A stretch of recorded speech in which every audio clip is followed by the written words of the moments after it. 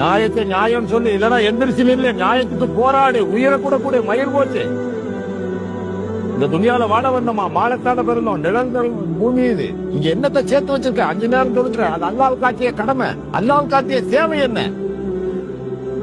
ஒரு தூய்மையான நேர்மையான நேரிய முறையில் செல்கிறாயே, அவனுக்கு இந்த நேரிய வழி கொடுத்த இறைவனுக்கு நீ ஆற்றிய சேவைகள் என்ன? அதை சொல்லு. 5 நேரம் தொழுவேன், ஜக்காத்து கொடுத்தேன், ஹஜ்ஜுக்கு போனேன், ரைட்டு, நோம்பு வச்சேன், ரைட், அதெல்லாம் ரைட், அதெல்லாம் duties. But what is your service to your God? What is your service? One single service, any Muslim? No, you have never done a service.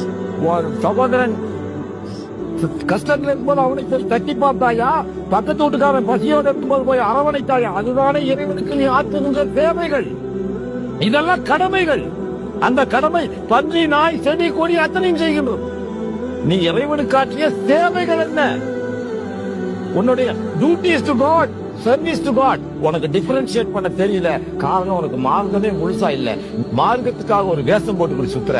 இது முனாஃபித்தனமான வாழ்க்கை. மறுமையில் இது உனக்கு பலன் அளிக்காது. சத்தியமான உண்மை. என்ன தியாகம் பண்ண நீ சொல்லு?